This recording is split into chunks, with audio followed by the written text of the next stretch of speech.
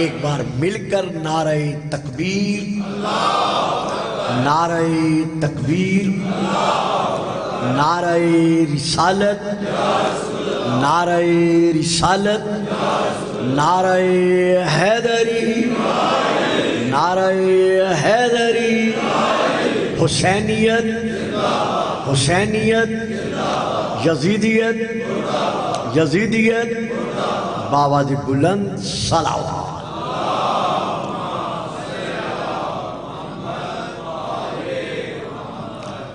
صاحبان علم و معرفت و محبت و مودت، عاشقان رسول و آل رسول و عاشقان رسول، میں نے اس وقت آپ کے سامنے سورہ البروج کی سورہ نمبر 84 کی آیت مبارکہ کی تلاوت کا شرف حاصل کیا ہے۔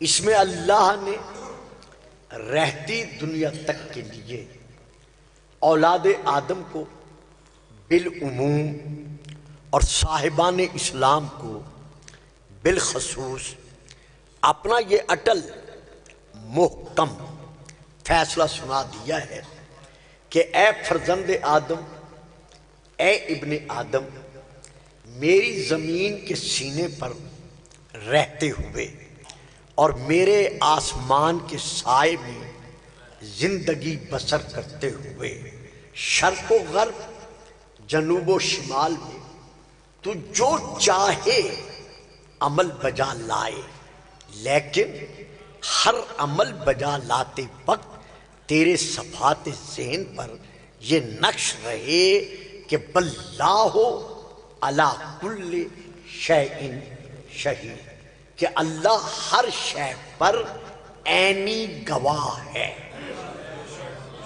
توجہ فرمائی آپ صاحبان، یعنی جو بھی عمل تم جہاں بھی بجا لاتے ہو، صفحہ ذہن پر یہ نقش رہے کہ اللہ ہر شے پر وہ خالق و کل شیء ہے۔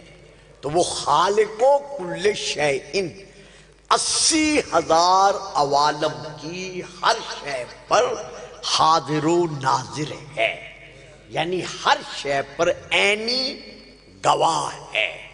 اب میں پھر ایک اور آیت پڑھ رہا ہوں سورہ یونس کی، جس میں اللہ پھر ارشاد فرما رہا ہے، ثم اللہ شہید علی ما یفعلون۔ فرزندان آدم اس روئے زمین پر رہتے ہوئے جو بھی وہ عمل بجا لاتے ہیں، اللہ ان کے ہر عمل کو دیکھ رہا ہے۔ اب میں یہاں پر پھر ایک اور آیت آپ کے ذوق سماعت کے حوالے کر رہا ہوں، جس میں اللہ پھر ارشاد فرما رہا ہے، واللہ شہید علی ما تعملون۔ اے فرزند آدم، تم جہاں بیٹھ کر جو عمل بھی بجا لاتے ہو، خبردار ذہنوں میں یہ تصور نہ رکھنا کہ میری ذات کے علاوہ، میرے اپنے علاوہ میرا کوئی عمل کوئی اور دیکھنے والا نہیں ہے۔ نہیں، کوئی بھی نہ دیکھے، اللہ تمہارے ہر عمل کو دیکھ رہا ہے۔ اب میں پھر آپ کے سامنے ایک اور آیت پڑھ رہا ہوں جو سورہ المجادلہ کی آیت ہے، جس میں اللہ پھر ارشاد فرما رہا ہے، ما یکون من نجوى ثلاثۃ الا هو رابعهم ولا خمسۃ الا هو سادسهم۔ تم تین بیٹھ کر اگر کوئی گفتگو کرتے ہو، سرگوشیوں سے کام لیتے ہو، اور پھر اپنے کسی فرد سے کہتے ہو کہ ذرا ادھر ادھر کا خیال کرنا کہ کوئی میری بات کو سن تو نہیں رہا، کوئی مجھے دیکھ تو نہیں رہا، جہاں تم تین بیٹھتے ہو تمہارے درمیان با اعتبار قدرت اللہ چوتھا موجود ہے۔ توجہ فرمائی آپ صاحبان نے. یہاں میں ایک فکرہ دے گیا ہوں جو قابل فکر ہے، جسے میں دوہرا رہا ہوں. با اعتبار جسم نہیں، با اعتبار قدرت، کیونکہ اللہ جسم و جسمانیت سے عقیدہ بالتوحید جو شیعان محمد و آل محمد کا ہے وہ واضح ہے کہ اللہ جسم و جسمانیت سے پاک و پاکیزہ ہے، مبرہ و منزہ ہے.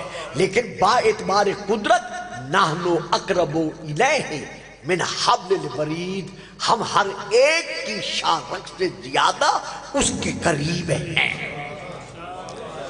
اس آیت کے شان نزول کے متعلق بہت کچھ تفسیروں میں لکھا ہوا ہے، اور شیعہ تفسیروں میں یہ بھی ہے کہ جب میدان غدیر میں رسول پاک اعلان فرما چکے کہ من کنت مولا ہو فہذا علی مولا، تو کچھ لوگوں نے مبارکبادیاں دی، کچھ لوگوں نے امیر المومنین کہہ کے علی کو سلام کیا، کچھ لوگوں نے اظہار مسرت کیا. انہی میں سے کچھ ایسے بھی تھے جو دو دو چار چار ہو کر ایک طرف بیٹھ کر ایک دوسرے سے کہنے لگے کہ اعلان کرنا محمد کا کام تھا. اعلان کرنا محمد کا کام تھا، اب فیصلہ تسلیم کریں یا نہ کریں یہ ہماری مرضی پہ منحصر ہے. تو جب انہوں نے دو تین ہو کر ٹولیوں میں بیٹھ کر ایک دوسرے سے یہ کہا تو شیعہ تفسیروں میں ہے کہ اب یہ آیت نازل ہوئی کہ میرا محمد ان سے کہہ دے کہ جہاں تم تین بیٹھ کر آپس میں گفتگو کرتے ہو چوتھا اللہ موجود ہے.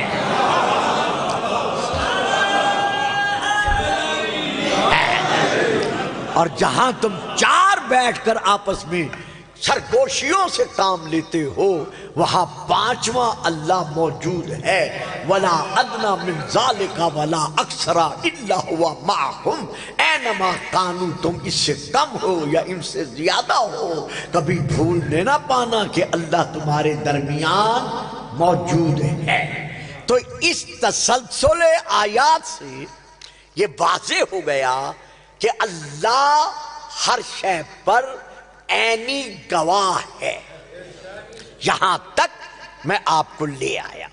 اب میں آپ کے سامنے سورہ قاف کی آیت پڑھ رہا ہوں جس میں اللہ پھر ارشاد فرما رہا ہے جن ذوات مطہرہ کو اللہ نے اپنی توحید منوانے کے لیے اس عالم میں اپنے صفات کا مظہر بنا کر بھیجا ہے، ان انبیاء کو بھی اللہ نے اپنی مشیت یزدانیت کے سائے میں یہ قوت شہادت عطا کر دی ہے. یعنی وہ بھی دیکھنے کی قوت وہی رکھتے ہیں جو اللہ نے انہیں اپنا مظہر بنا کر عطا کی ہے. اب میں آیت پڑھ رہا ہوں سورہ قاف کی.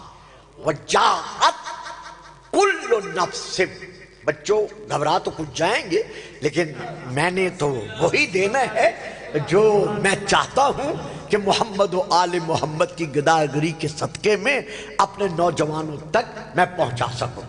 تو یہاں اس آیت میں ہے وَجَاءَتْ کل نفس مَعَهَا صَاعِقٌ وَشَهِيدٌ، کہ قیامت کے دن جب ہر ذی روح اللہ کی بارگاہ میں آئے گا تو ایک پیچھے اس کو ہنکانے والا ہوگا، بڑھانے والا ہوگا، آگے چلنے پہ مجبور کرنے والا ہوگا، وہ شہید، اور ایک اس کا گواہ ہوگا. بات سمجھ میں آئی ہے؟ ترجمہ پھر عرض کرتا ہوں، پھر آرام سے عرض کرتا ہوں، کوشش کروں گا گھنٹے سے زیادہ بات آگے نہ بڑھے. جو رات کا وقت ہے آپ نے بھی سحری میں اٹھنا ہے اور میں نے بھی سفر کرنا ہے. تو وجاءت یعنی قیامت کے دن جب ہر ذی روح کو، صاحب روح کو جب ہم اپنی بارگاہ میں بلائیں گے، سائقن معہا سائقن، تو اس کے ساتھ ایک اس کو پیچھے سے دھکیلنے والا، آگے بڑھانے والا ہوگا، وہ شہید، اور ایک اس کا گواہ ہوگا. تو اب اہل سنت نے بھی اور اہل شیعہ نے بھی، دونوں مفسرین نے لکھا ہے کہ اس گواہ سے مراد اس کا نبی ہے، یعنی جس نبی کا وہ امتی ہوگا وہ نبی اس کے اعمال کا گواہ بن کر اللہ کی بارگاہ میں پیش ہوگا۔ معلوم ہوا ہر نبی اپنے امتی کے اعمال پر گواہ ہے اور عینی گواہ ہے۔ یہاں تک میں آپ کو لے آیا۔ اب میں سورہ النساء کی ایک اور آیت پڑھ رہا ہوں جس میں اللہ ہمارے رسول سے ارشاد فرما رہا ہے، میرے محبوب، میرے مطلوب، میرے حبیب، میرے مجیب، وہ وقت کیسا روح پرور اور ایمان افزا وقت ہوگا۔ فَكَيْفَ إِذَا جِئْنَا مِن كُلِّ أُمَّةٍ بِشَهِيدٍ وَجِئْنَا بِكَ عَلَىٰ هَٰؤُلَاءِ شَهِيدًا۔ وہ منظر کیسا عجیب منظر ہوگا جب ہم ہر گروہ پر اس کا نبی گواہ بنا کر اپنے دربار میں بلائیں گے اور تجھے تمام نبیوں پر گواہ بنا کر۔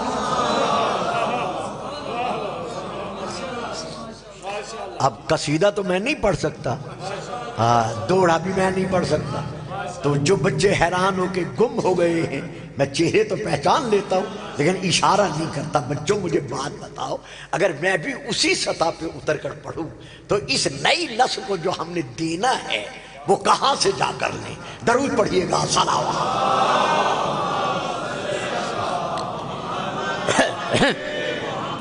فَكَيْفَ إِذَا جِئْنَا مِن كُلِّ أُمَّةٍ بِشَهِيدٍ۔ وہ وقت کیسا وقت ہوگا جب ہم ہر گروہ کا گواہ یعنی ان کا نبی ان پر گواہ بنا کر اپنی بارگاہ میں بلائیں گے اور تجھے تمام نبیوں پر گواہ بنا کر ہم اپنی بارگاہ میں بلائیں گے۔ تو اس آیت سے سورہ النساء کی یہ آیت ہے، اس آیت سے پتہ چل گیا کہ آدم سے لے کر عیسیٰ تک ہر نبی گواہ ہے، صرف اپنے امتیوں پر، لیکن ہمارا نبی گواہ ہے آدم سے لے کر حضرت عیسیٰ تک، یعنی تمام نبیوں پر عینی گواہ ہمارا رسول ہے۔ اب اتنا یعنی مرکزی مقام ہو عزاداری محمد و آل محمد کا، اور سننے والے بھی بچوں کے ساتھ، بزرگ بھی تشریف فرما ہو، اور پھر اتنی خاموشی ہو، تو کم از کم میرے لیے باعث تعجب ہے کہ بھائی نہیں اللہ اکبر یا رسول اللہ ہاں ملک صاحب انہیں بات لینے دیجئے، پھر بے شک نعرے لگانا۔ تو آدم سے لے کر عیسیٰ تک ہر نبی گواہ ہے اپنے اپنے امتیوں کا، ہمارا نبی گواہ ہے ہر نبی کا۔ تو جب ہر نبی کا گواہ ہے تو پھر ماننا پڑے گا کہ آدم سے لے کر عیسیٰ تک ہر نبی ہمارے نبی کا امتی ہے۔ تو جب ہمارے نبی کا ہر نبی امتی ہے تو پھر تسلیم کرنا پڑے گا کہ ہمارا نبی ہر نبی پر عینی گواہ ہے۔ تو جب عینی گواہ ہے تو ہر حالت میں پھر یہ ماننا پڑے گا کہ محمد آ کے نبی نہیں بنا، جب آدم نہ تھا محمد نبی تھا۔ اب نعرہ لگائیں،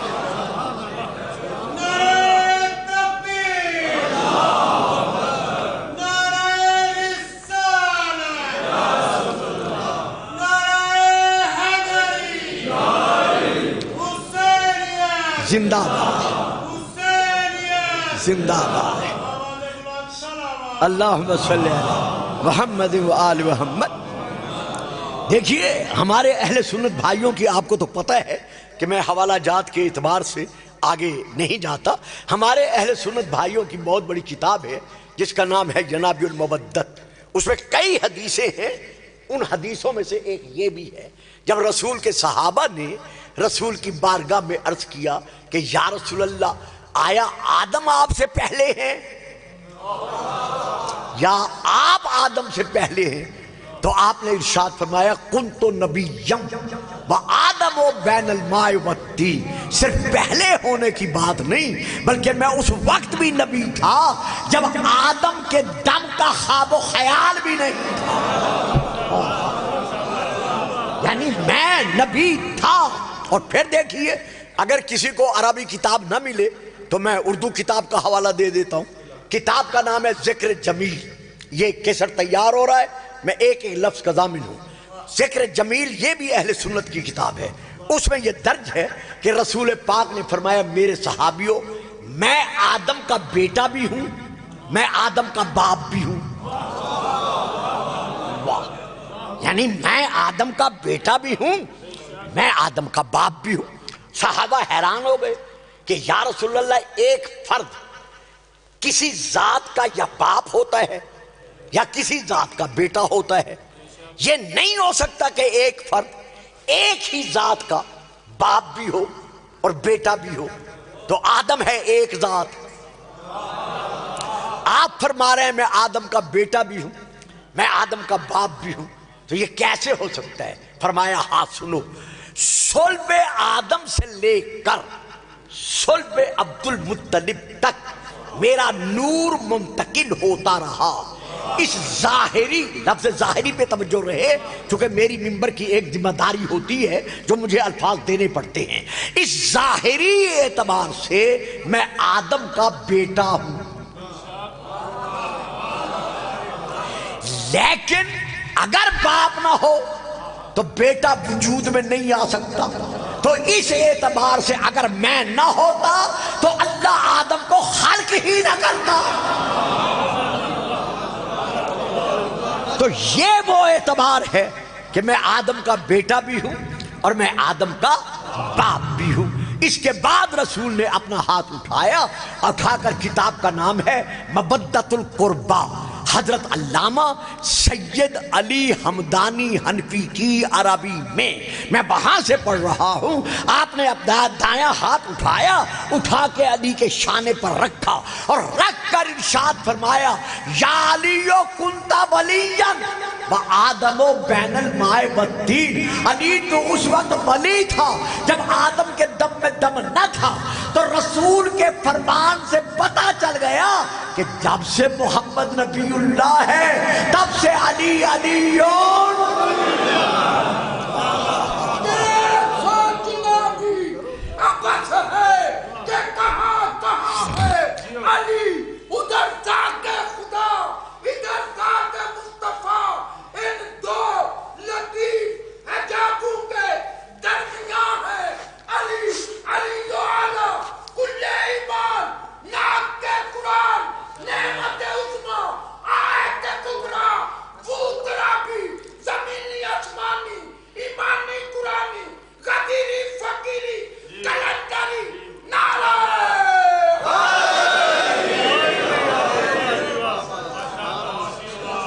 صاحبان علم، صاحبان فہم و فراست، میں یہاں تک آپ کو لے آیا، ہر ذرہ کائنات پر اللہ عینی گواہ ہے، ہر امتی پر اس کا اپنا نبی عینی گواہ ہے، پوری کائنات پر تمام انبیاء پر ہمارا رسول عینی گواہ ہے۔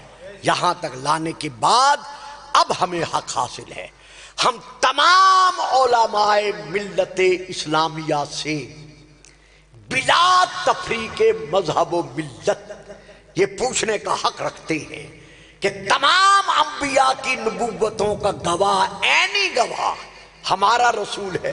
اب آپ بتائیے ہمارے رسول کی نبوت کا عینی گواہ کون ہے؟ واہ صاحب، اسی لیے میں نے عرض کیا تھا ذرا سامنے بیٹھے، ہمارے نبی الانبیاء کی نبوت کا عینی گواہ کون ہے؟ اور دیکھیے پھر ایک بات ہے، بڑی سمجھنے کی بات ہے، آدم سے لے کر عیسیٰ تک ہر نبی معصوم ہے، معصوموں کا گواہ کون بنا؟ ہمارا نبی سید المعصومین۔ تو محمد کی نبوت کا گواہ تلاش کرتے وقت ادھر ادھر نہ دیکھنا، یعنی اپنوں میں اسے تلاش نہ کرنا، دوسرے لفظوں میں بڑے چپ کر جاندے ہو، غیر معصوموں میں نہ دیکھنا، بلکہ محمد کا گواہ اگر دیکھنا ہے تو معصوموں میں دیکھنا، کہ جب نبیوں کا گواہ محمد جیسا معصوم ہے تو پھر محمد کا گواہ بھی وہی ہوگا جو محمد کی طرح معصوم ہوگا۔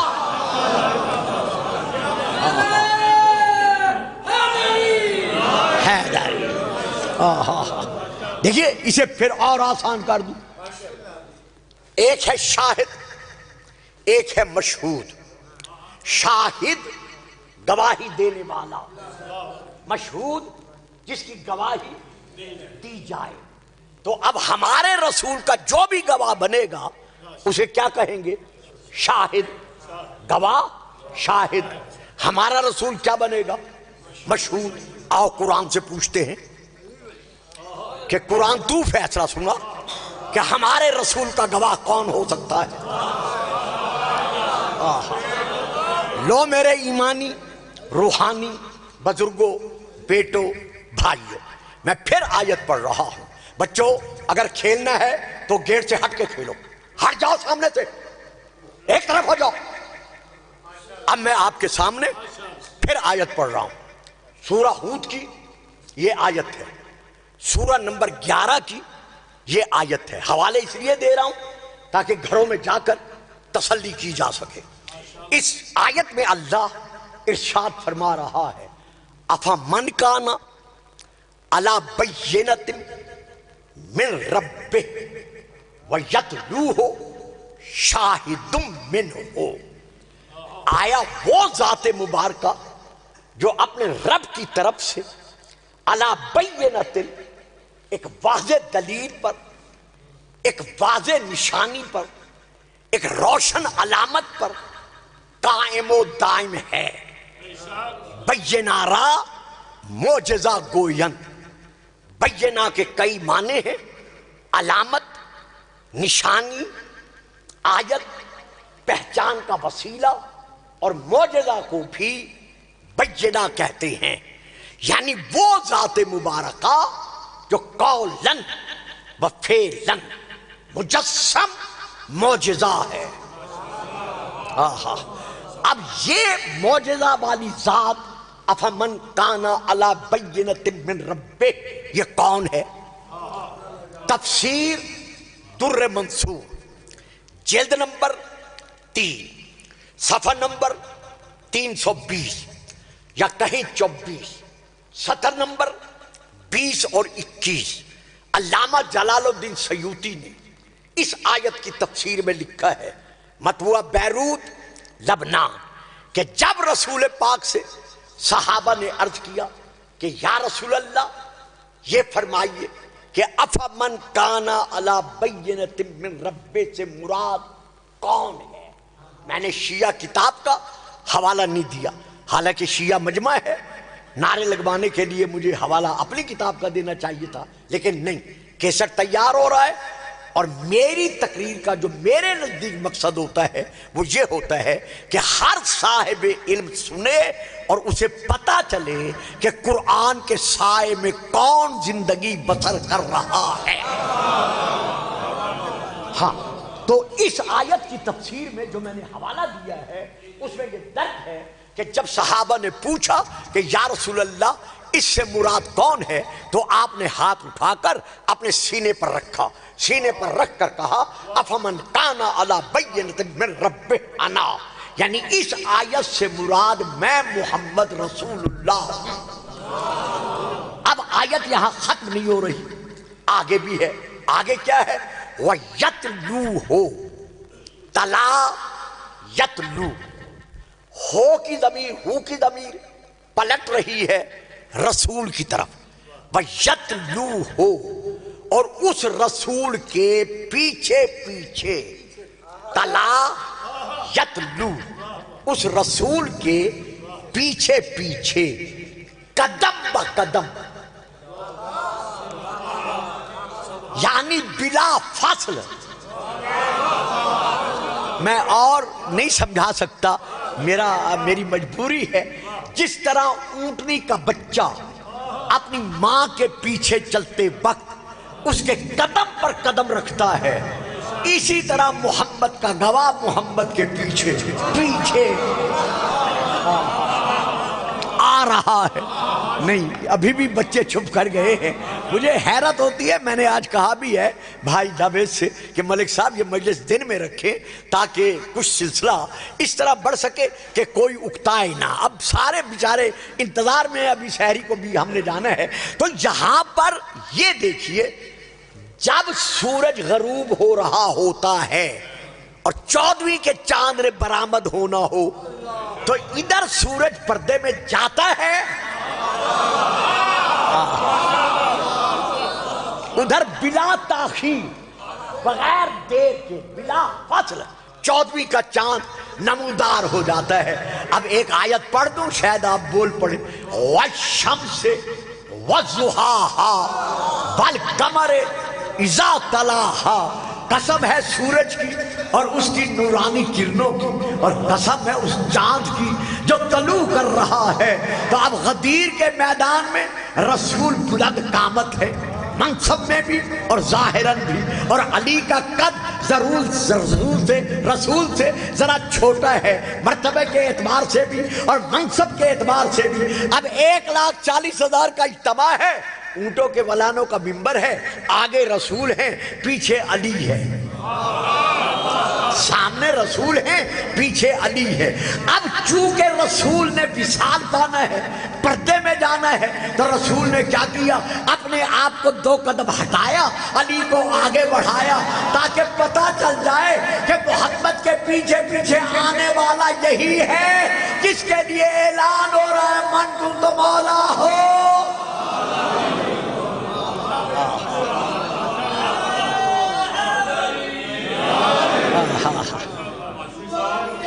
بڑی مہربانی، اب 2 منٹ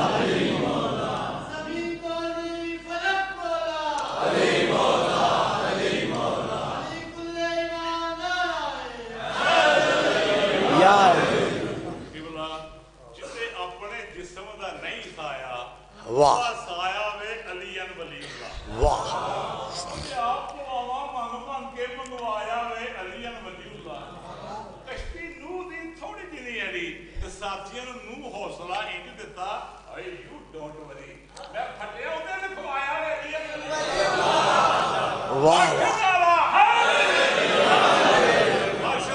بڑی مہربانی۔ وَيَتْلُوهُ، اس رسول کے پیچھے پیچھے قدم بقدم بلا فصل آ رہا ہے کون؟ شاہد، ایک گواہ، شاہد، اس کا ایک گواہ۔ اب اس گواہ کی علامت کیا ہے، پہچان کیا ہے، ہم کیسے پہچانے وہ گواہ کون ہے؟ تو اللہ نے پہچان بتا دی، من ہو، وہ اس کا گواہ محمد میں سے ہے۔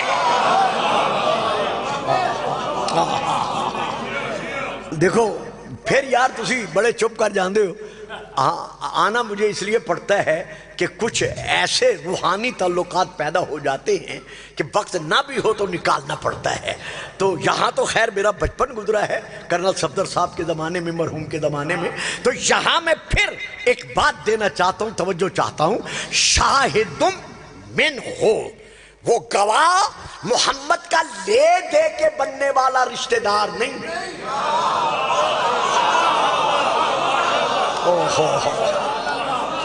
وہ گواہ محمد کا بچپن کا دوست اور یار نہیں، وہ گواہ کوئی مکے کا تاجر سرمایہ دار نہیں، بلکہ من ہو، وہ رسول میں سے ہے۔ تو اب تلاش کرنا پڑے گا کہ محمد نے کس کے لیے کہا ہے کہ لوگوں بھلا نہ دینا، یہ مجھ میں سے ہے، میں اس میں۔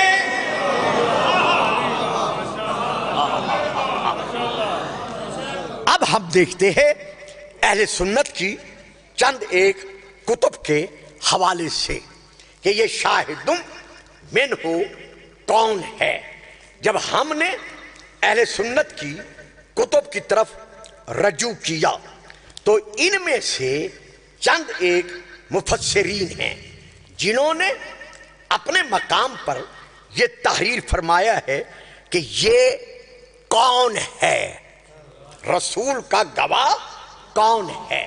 اب جو گھبرائیں گے وہ تو گھبرا ہی جائیں گے، کیونکہ میں چہرے دیکھ رہا ہوں، پہچان رہا ہوں، لیکن میرا فریضہ ہے نمبر 1 اہل سنت حضرات کا، نمبر 1 مفسر عبداللہ، نمبر 2 القمہ، نمبر 3 ابراہیم، نمبر 4 مجاہد، نمبر 5 ابو صالح، نمبر 6 ابو العالیہ، نمبر 7 اکرمہ۔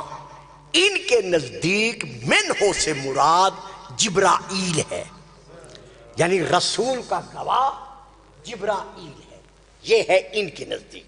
باقی پھر نمبر 2، نمبر 1 ابن جریح، نمبر 2 مفسر مجاہد، ان کے نزدیک رسول کا گواہ وہ فرشتہ ہے جو رسول کی حفاظت پر آغوش مادر سے لے کر آپ کے وصال تک آپ پر مقرر کیا گیا تھا۔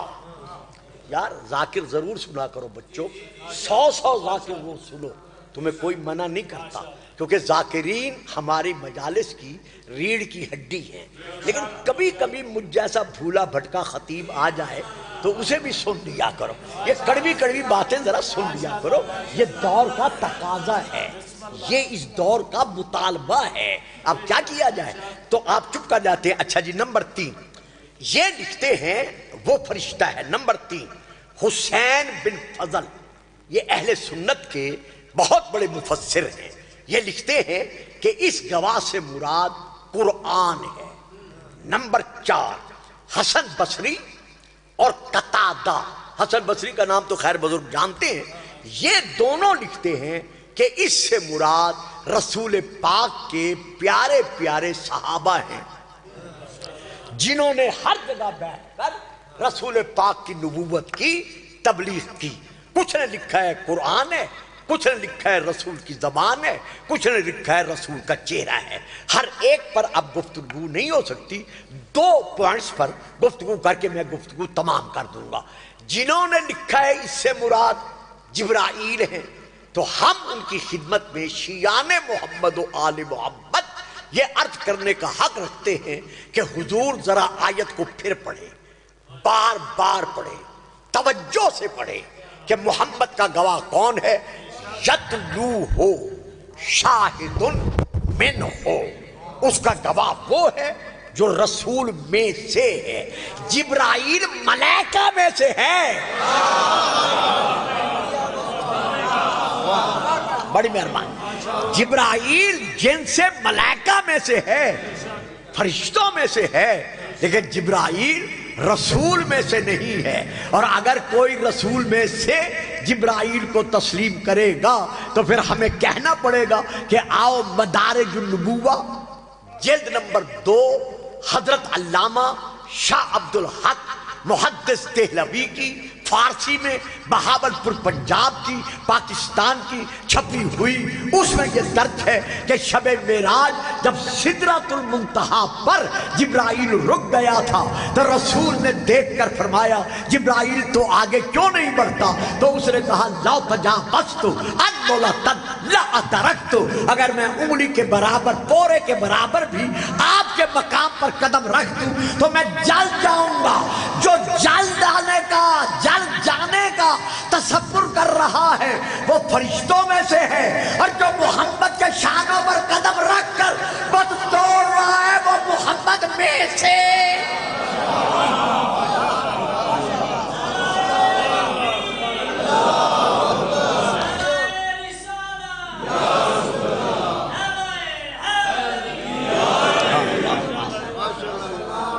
سبحان اللہ، بڑی مہربانی۔ اب رہا یہ کہنا کہ اس سے مراد رسول پاک کے پیارے پیارے اصحاب کرام ہیں، بجا ہے، درست ہے۔ آئیے پھر قرآن کی طرف۔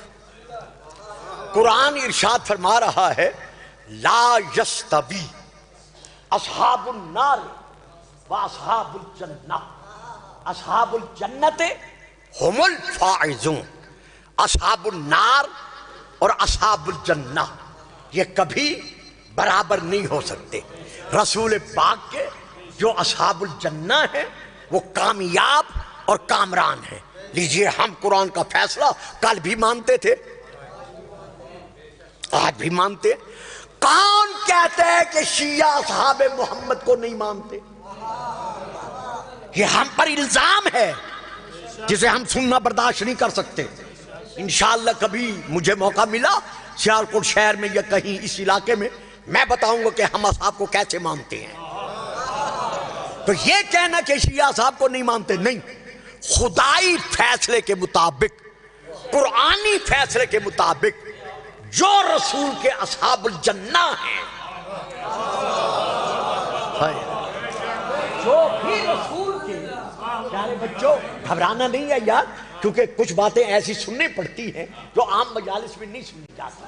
یعنی یہ کہنا کہ شیعہ اصحاب رسول کو نہیں مانتے، خدا کی قسم، مصطفیٰ کی قسم، مرتضیٰ کی قسم، قرآن خدا کی قسم، سید الشہداء کی قسم، بیت اللہ کی قسم، ائمۃ الہدیٰ کی قسم، جو رسول کے اصحاب الجنہ ہیں وہ ہماری آنکھوں کا نور ہیں۔ آہا آہا ہائے ہائے، جو رسول کے اصحاب الجنہ ہیں وہ ہمارے سر کا تاج ہے۔ جو رسول کے اصحاب الجنہ ہیں، ہم کل بھی ان کی غلامی پہ فخر کرتے تھے اور آج بھی ان کی غلامی پہ فخر کرتے ہیں۔ ہاں، اگر یہ کہا جائے کہ ہم اصحاب الجنہ کو مالکان جنت کے برابر مانے تو یہ ہماری مجبوری ہے، کیونکہ ہمیں تاریخ منوانے نہیں دیتی۔ لکھوانے والے اور ہیں، لکھ کے دینے والے۔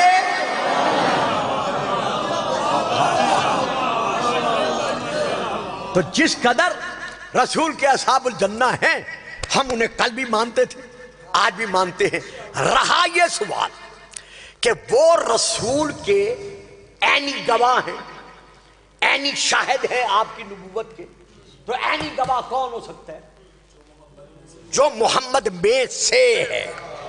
دوستو، بھائیو، عزیزو، میں تو خیر پڑھ کے ابھی چلا جاؤں گا، یہ کیسٹ آپ کے درمیان موجود رہے گا۔ پورے علاقے کے جس علامہ سے جی چاہے، بلا تفریق مذہب و ملت، آپ تسلی فرما لینا کہ پوری سیاستہ میں 6 مستند کتب میں کوئی میرے اہل سنت بھائیوں کا علامہ ایک حدیث ایسی دکھا دے کہ جس میں رسول نے کسی صحابی سے کہا ہو کہ انتا منی و انا من کا، تو مجھ میں سے ہے اور میں تجھ میں سے ہوں۔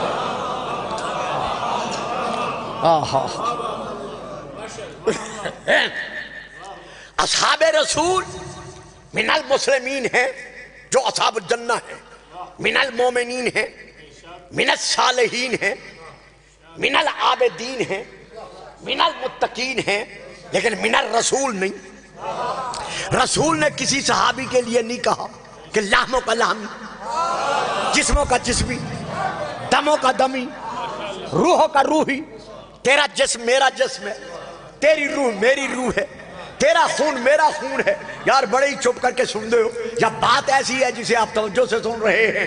خدا کے لیے مجھے سوچ کر بتاؤ، اگر صحابہ رسول میں سے تھے تو رسول پاک نے جب مسجد کے مدینے میں دروازے بند کرائے تو کھلا دروازہ صرف علی کا رکھا۔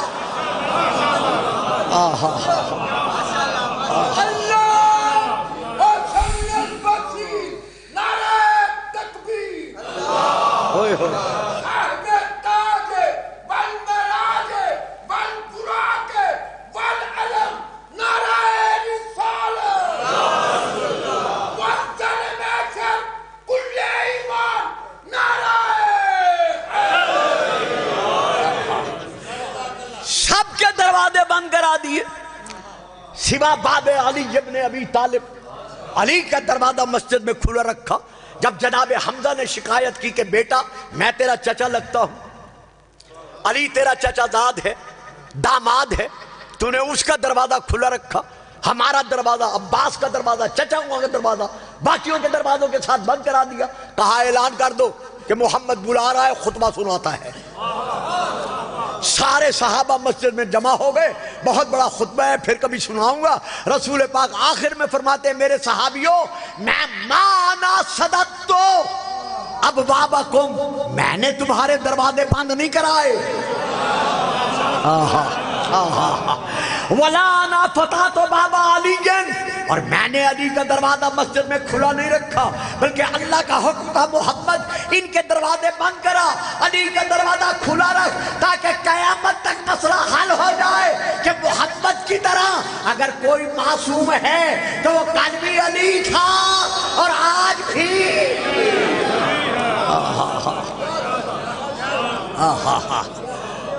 آج یہ کہنا کہ تمام اصحاب رسول میں سے ہیں۔ آئیے چند ایک کتب کی طرف۔ پہلی کتاب کا نام ہے مسند امام احمد بن حنبل، دوسری کتاب کا نام ہے تاریخ دمشق، تیسری کتاب کا نام ہے مناقب خوارزمی، اور ساری کتابوں کو چھوڑ کر ارج المطالب اور باقی کتابوں کو چھوڑ کر میں پڑھ رہا ہوں اس وقت مسند امام احمد بن حنبل میں سے، جو میں اب پڑھ رہا ہوں۔ مناقب خوارزمی میں 15-20 حدیثیں موجود ہیں لفظ مڈی پر۔ اب اس میں یہ درج ہے، اللہ کرے مجھے تشریح نہ کرنی پڑے، صاحبان جو چہرے میں دیکھ رہا ہوں مجھے تشریح نہ کرنی پڑے۔ 9 ہجری میں سورہ براءت، سورہ توبہ نازل ہوئی۔ رسول نے اس کی پہلی 9 آیات ایک پیارے پیارے بزرگ صحابی کو دی۔ وہاں نام ہے، میں عمدن نام نہیں لے رہا تاکہ کیسٹ میں سن کر کوئی محسوس نہ کرے، ویسے نام ہے، جو داد دیں اگر کسی کو پتہ نہ چلے اسے پوچھ لینا نام کیا ہے۔ رسول نے ان کو وہ آیات دی کہ مکہ جاؤ، حج اکبر کا موسم آ رہا ہے، وہاں کھڑے ہو کر ان آیات کی تبلیغ کرو۔ وہ بزرگ بار یہ آیات لے کر چلے۔ اہل تسنن کی کچھ کتب میں ہے کہ ان کے ساتھ 300 صحابہ اور بھی گئے۔ جب وہ چلے تھوڑی دور پہنچے ہوں گے، رسول نے فرمایا یا علی میری دستار اپنے سر پہ سجاؤ، میرا عصا اپنے ہاتھوں میں تھامو، میری عبا زیب تن کرو، اور میری ناکہ پر بیٹھ کر، میری اونٹنی پر بیٹھ کر راستے میں ان کو لے لو، اور ان سے کہو کہ رسول نے مجھے فرمایا ہے کہ یہ آیات تبلیغ کرنے کے لیے میں نے جانا ہے، تم نے نہیں جانا۔ واقعہ بڑا طویل ہے۔ وہ علی چلے، راستے میں ان کو پا لیا، رسول کا حکم سنایا، وہ بزرگوار واپس پلٹے، علی مکہ روانہ ہو گئے۔ اب وہ مسجد میں پہنچے، مسجد میں پہنچ کر عرض کرتے ہیں یا رسول اللہ اگر آپ نے علی ہی کو بھیجنا تھا تو پھر مجھے کیوں بھیجا، اور اگر مجھے بھیج دیا تھا تو پھر علی کو روانہ کیوں کیا؟ کہا بزرگوں میں نے علی کو نہیں بھیجا۔ با صاحبان باجرہ بزرگوں میں نے علی کو نہیں بھیجا۔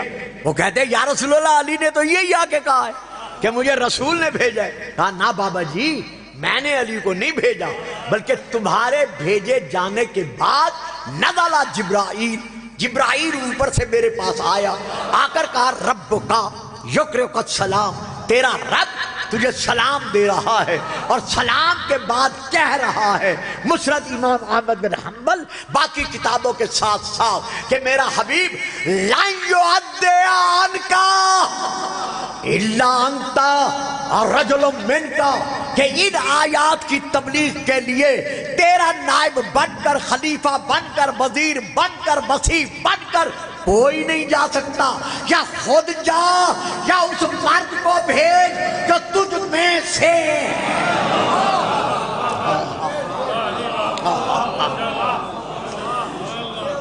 علی منی وانا منہ، علی مجھ سے ہے اور میں علی سے ہوں۔ معلوم ہوا یہ ہے وہ علی جو رسول کی نبوت کا گواہ بن کر اللہ کی طرف سے اس عالم میں جلوہ فگن ہوا۔ جب یمن میں رسول نے فوج بھیجی تھی، کتاب کا نام ترمذی شریف باقی کتابوں کے ساتھ ساتھ اس میں لشکر کے ایک دستے کا امیر علی کو بنایا، ایک دستے کا رئیس خالد بن ولید کو بنایا، جو جس مزاج کا تھا اس کے لیے سپہ سالار اسی طرح کا مقرر ہوا۔ چلے گئے، یمن فتح ہو گیا، بہت سارا مال غنیمت مسلمانوں کو ملا۔ جب مال غنیمت لے کر یہ فوج واپس پلٹنے لگی، راستے میں حضرت علی نے مال غنیمت میں سے ایک کنیز اپنے لیے منتخب فرما لی۔ کچھ لوگوں کو علی کا منتخب کرنا پسند نہ آیا، انہوں نے 4 صحابیوں کو بلا کر کہا کہ ہمارے پہنچنے سے پہلے تم مدینے میں جاؤ اور جا کر رسول کے سامنے، معاف رکھنا ادھر ذرا کم دیکھ رہا ہوں، رسول کے سامنے یہ شکایت کرو کہ علی نے تقسیم مال غنیمت سے پہلے آپ کی اجازت کے بغیر ایک کنیز اپنے لیے پسند کر لی ہے، تو یہ وہ موقع ہے کہ رسول علی پہ ناراض ہوں گے۔ اب وہ 4 صحابی چلے، لشکر کے پہنچنے سے پہلے مدینے پہنچ گئے، کتاب کا نام ترمذی شریف۔ انہوں میں سے ایک نے کہا فقامہ، وہ کھڑا ہوا اور رسول سے عرض کیا یا رسول اللہ، آپ نے دیکھا علی کو کہ علی نے اخذا جاریتن من الغنیمہ، مال غنیمت میں سے ایک کنیز اپنے لیے علی نے منتخب کر لی ہے۔ اب یہ ہے ترمذی شریف کے فکرے، اس کا اتنا کہنا تھا فَأَعْرَضَ عَنْهُ، رسول نے اس سے منہ پھیر دیا۔ پھر دوسرا کھڑا ہوا فَأَعْرَضَ عَنْهُ، رسول نے اس سے بھی منہ پھیرا۔ پھر تیسرا کھڑا ہوا، رسول نے اس سے بھی منہ پھیرا۔ پھر چوتھا کھڑا ہوا فَأَقْبَلَ إِلَيْهِ، اب رسول نے اس کی طرف توجہ کی تو حالت کیا تھی؟ یغضب فی وجہہ، رسول کے چہرے پر آثار غضب تھے۔ فرماتے ہیں ما تريدون من علی، ما تريدون من علی، ما تريدون من علی، تم علی کے متعلق کیا کہنا چاہتے ہو؟ کیا کہنا چاہتے ہو؟ کیا کہنا چاہتے ہو؟ تم جو علی کی شکایت کر رہے ہو، کیا تمہیں علم نہیں ہے علی منی وانا منہ؟ علی مجھ سے ہے اور میں علی سے ہوں۔ علی کیا ہے؟ وَهُوَ وَلِيُّ كُلِّ مُؤْمِنٍ بَعْدِي، میرے بعد ہر مومن کا ولی، کل بھی علی تھا اور آج بھی علی ہے۔ بس میں ختم کر رہا ہوں ایک حوالے پر، میں آپ سے پوچھنا چاہتا ہوں، میں نے شیعہ حوالہ، گھنٹہ گزرنے والا ہے، ایک بھی شیعہ کتاب کا حوالہ نہیں دیا۔ اب جو یہاں درج ہے ترمذی شریف میں کہ رسول کے چہرے پر آثار غضب نمایاں ہوئے، اب میں آپ سے پوچھتا ہوں کہ آثار ناراضگی چہرے پر کب ظاہر ہوتے ہیں؟ جب دل کو اذیت پہنچے۔ معلوم ہوا رسول کے دل کو شکایت علی سے اذیت پہنچی، غضب کے آثار رسول کے چہرے پر ظاہر ہوئے۔ اب آؤ قرآن کی طرف، سورہ الاحزاب کی سورہ نمبر 33 کی میں آیت پڑھ رہا ہوں۔ اللہ ارشاد فرما رہا ہے ان الذین یؤذون اللہ ورسولہ لعنہم اللہ فی الدنیا والآخرہ، وہ لوگ جو اللہ اور اللہ کے رسول کو اذیت پہنچاتے ہیں، اللہ ان پر دنیا میں بھی لعنت بھیجتا ہے اور آخرت میں بھی لعنت بھیجتا ہے۔ تو پتہ چل گیا نا کہ جو علی کی شکایت کرے، بابا جان جو رسول علی کی شکایت سننا گوارا نہیں کر سکتا، وہ علی پر سب کرنا۔ اب میں اس کا ترجمہ نہیں کر رہا، جو ترجمہ بڑا سخت ہے، یعنی علی کو برا بھلا کہنا وہ رسول گوارا کیسے کر سکتا ہے؟ جی کسی نے کہا ہے، آپ اپنی کتابیں پڑھیں، آؤ سرائے کے مورکہ کی طرف، صفحہ نمبر 151، رسول پاک فرما رہے ہیں من سب علی فقط سبنی، جس نے علی کو برا بھلا کہا، جس نے علی کے حق میں سب کیا یعنی گالی دی، اس نے مجھ محمد کو گالی دی۔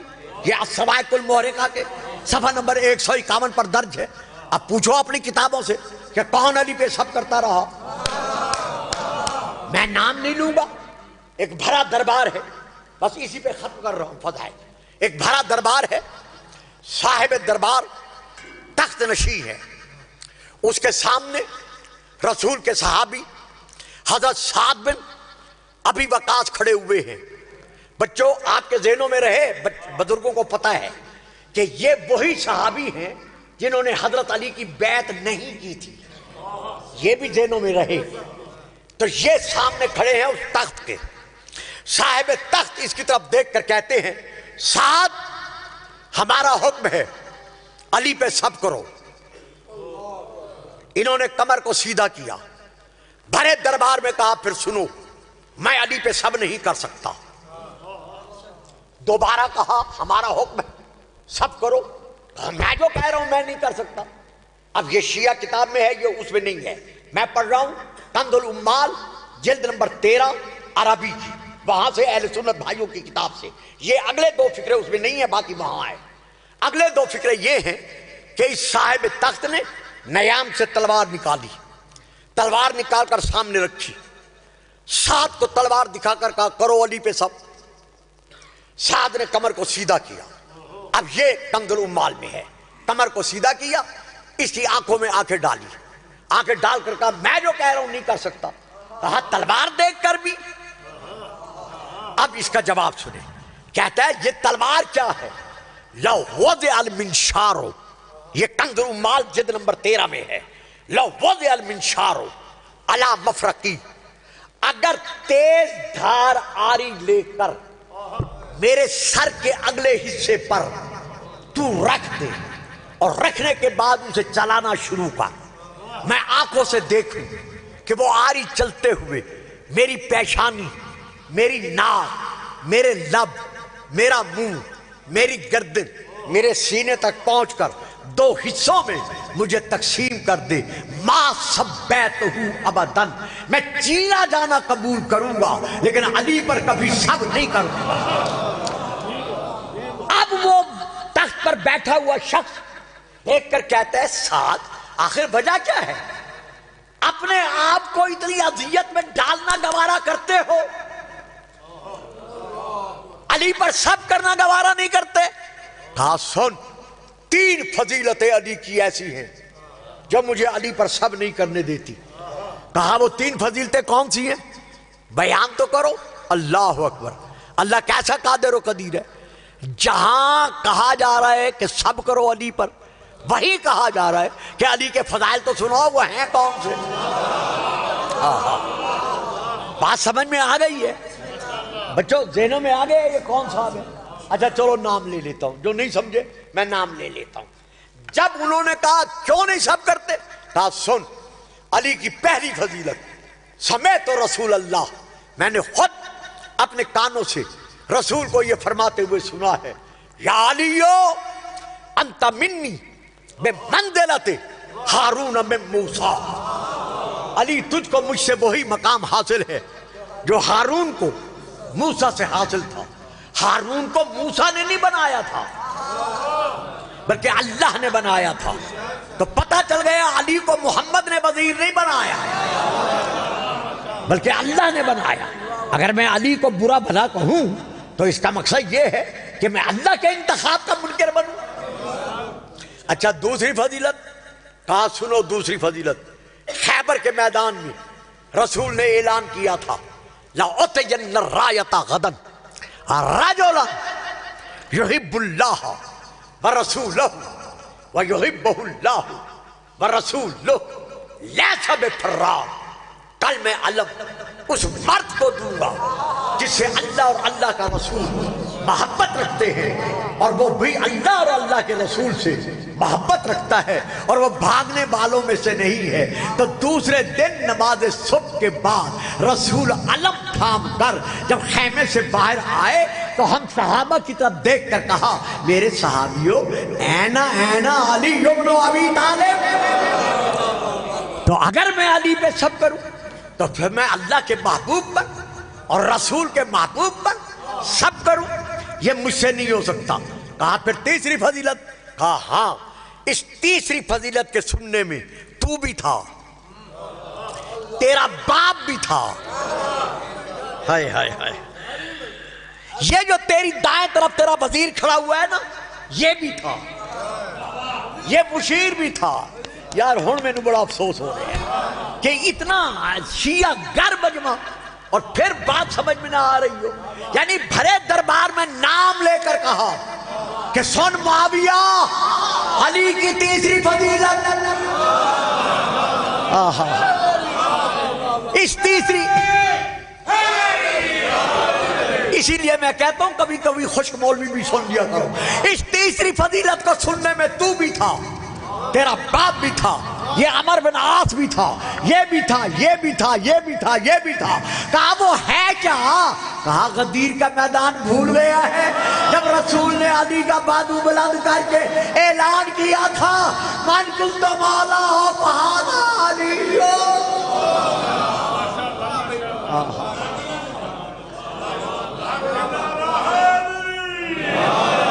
تو جسے رسول مولا منوا کر گیا ہے میں اس پر سب کیسے کر سکتا ہوں؟ تو آپ نے دیکھا یہ ہے وہ گواہ نبوت، شاہد منہ، جو رسول میں سے ہے، علی منی وانا منہ، علی مجھ سے ہے اور میں علی سے ہوں، فاطمہ تو بضعۃ منی، فاطمہ مجھ میں سے ہے، الحسن والحسین منی وَأَنَا مِنْهُمَا، حسن اور حسین مجھ میں سے ہیں اور میں ان دونوں میں سے ہوں۔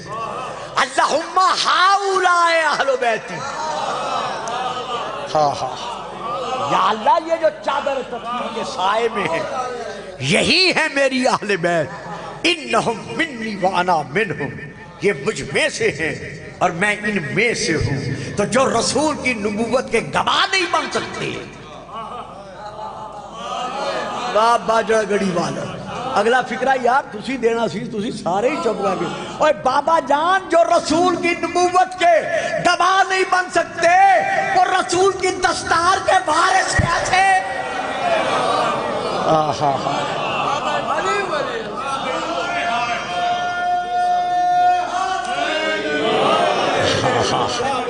جیتے رہیں، سلامت رہیں، چونکہ وارث تھے۔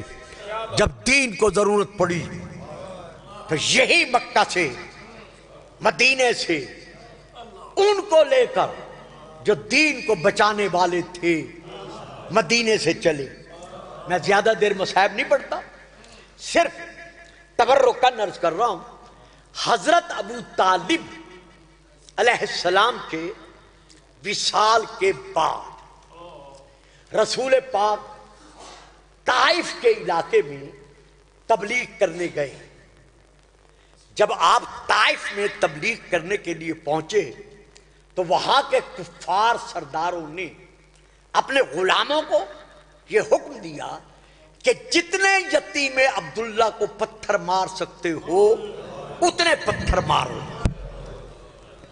تاریخ میں ہے کہ ان کے غلاموں نے، ملازموں نے، بچوں نے اتنے پتھر مارے، اتنے پتھر مارے کہ رسول سر سے لے کر پاؤں تک اس قدر اپنے خون میں ڈوبے کہ ٹخنوں ٹخنوں تک آپ کا خون پہنچ گیا۔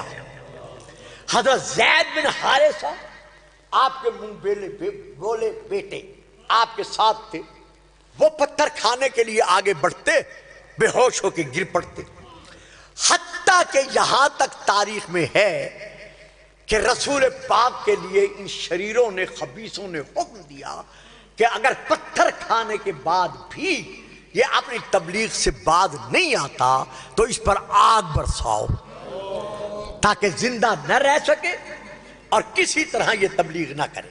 اہل سنت کی کتابوں میں ہے کہ 1 مہینہ اور کچھ کتب میں ہے 10 دن آپ وہاں تبلیغ کے لیے رہے۔ اتنی آگ برسی کہ جناب رسول پاک کو آسمان کی طرف دیکھ کر کہنا پڑا یا اللہ میں تو رحمت بن کے آیا ہوں، ان کو مجھے پہچاننے کی توفیق عطا فرما۔ یہ ہے پہلی آگ جو رسول پر برسی۔ پھر کہتا ہوں یہ ہے تاریخ میں پہلی آگ جو رسول پر برسی۔ ایک آگ اور بھی ہے جسے تمام شیعہ سادات غیر سادات صدیوں سے یاد کر کے روتے چلے آ رہے ہیں۔ وہ آگ کون سی ہے؟ 13 دن برابر یتیمہ رسول مسند یتیمی پر بیٹھ کر انتظار کرتی رہی کہ کون مجھے میری یتیمی کا پرسہ دینے کے لیے دروازے پہ آتا ہے۔ 13ویں دن کچھ مسلمان جن کی تعداد ہماری کتابوں میں موجود ہے وہ بی بی کے دروازے پر یتیمہ بطول رسول سمجھ کر پرسہ دینے کے لیے آئے۔ چونکہ میں بعض الفاظ میں پڑھنے کا عادی نہیں ہوں، بڑے ادب سے گزرتا ہوں، میں صرف ایک فکرہ دے رہا ہوں ادبی طور پر، میں اسے واضح نہیں کروں گا۔ جو دروازے پر بطول کو پرسہ دینے کے لیے آیا وہ خالی ہاتھ نہیں آیا، اپنے ہاتھوں میں کچھ نہ کچھ لے کر آیا۔ بطول مسند یتیمی سے اٹھی، پرسہ لینے کے لیے دروازے پر آئیں۔ یہاں کے جس قدر مومنین تشریف فرما ہے، علی و بطول کے گھر کا دروازہ ایک تھا اور وہ یک تختہ تھا، یعنی ایک تاک کا تھا، 2 تختے نہیں تھے۔ نکلنے کا دروازہ ایک تھا، عقب کی طرف دوسرا دروازہ نہیں تھا۔ اب آ گئے ہیں مسلمان پرسہ دینے، میں لفظ پرسہ ادا کر رہا ہوں، میں اور سخت الفاظ نہیں ادا کر سکتا۔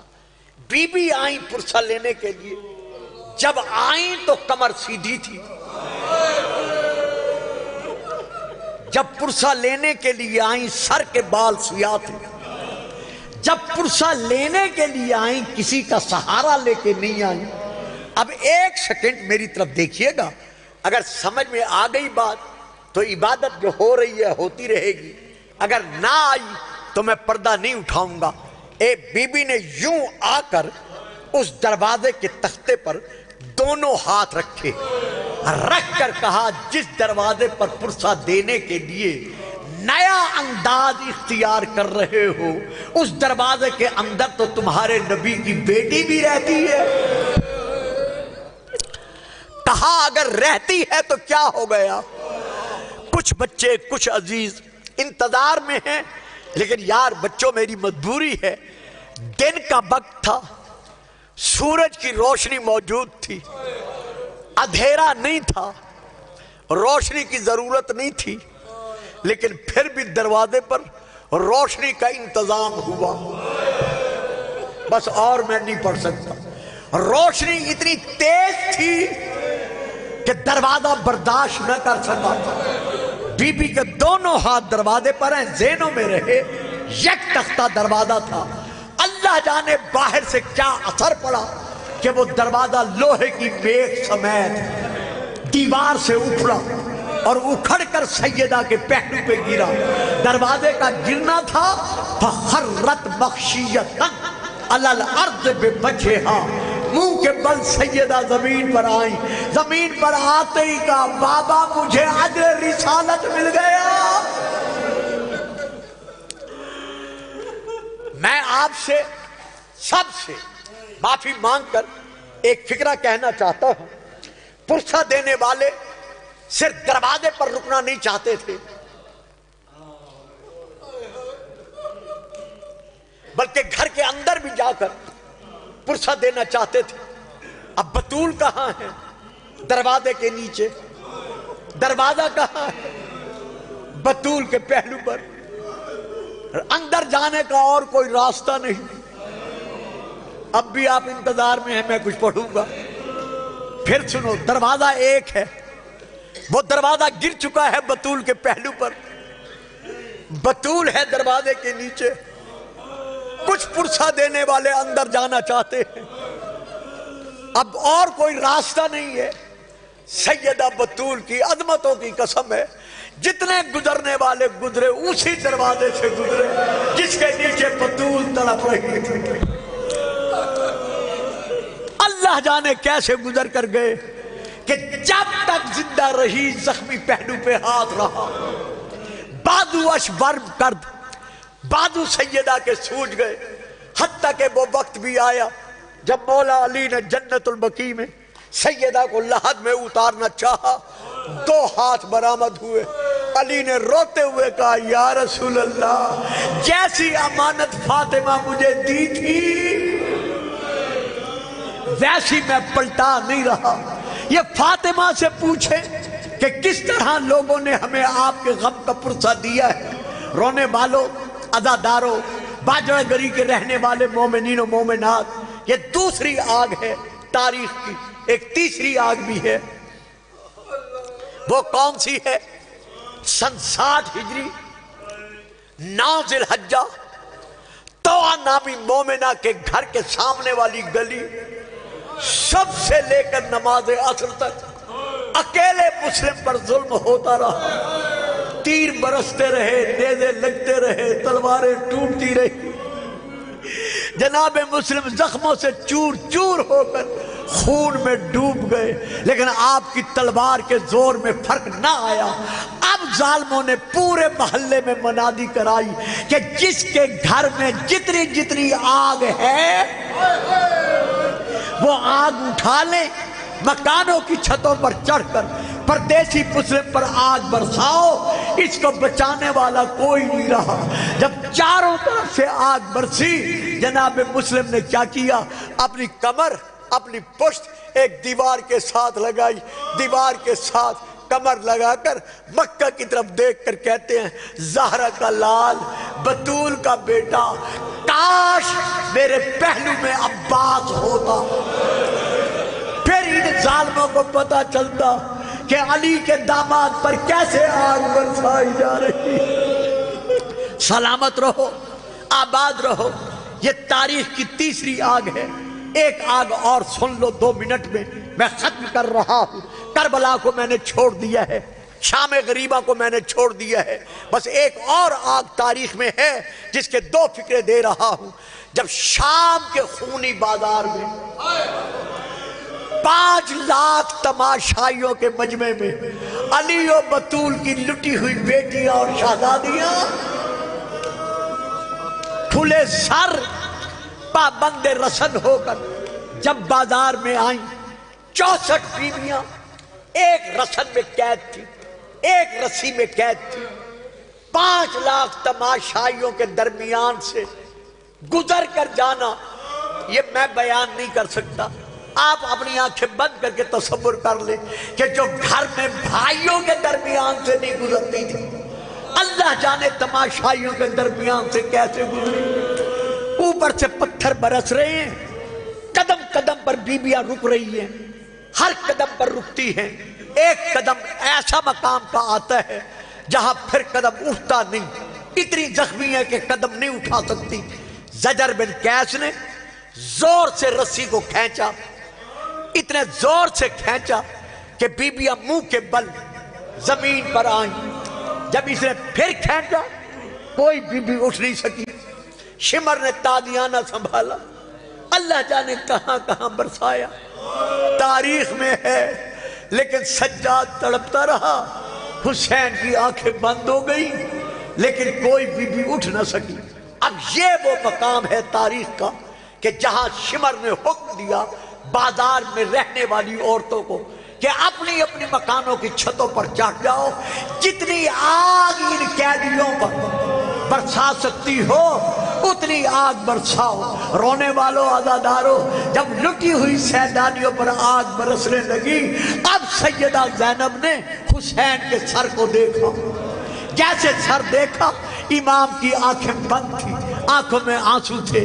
بی بی نے زمین سے تڑپ کر کہا حسین حسین، ہر منزل پر میں نے تیرا امتحان دیکھا ہے، اب اپنی آنکھیں بند نہ کر، ذرا زینب کو تڑپتے دیکھ۔ اب جو امام نے بہن کے کہنے پر اپنی آنکھیں کھولی، ادھر آنکھوں سے آنسو برسے اور ادھر رو کر کہا زینب قیامت تک حسین پر یہ تیرا احسان ہے کہ میں نے دین بچایا، تو نے حسینیت کو بچایا۔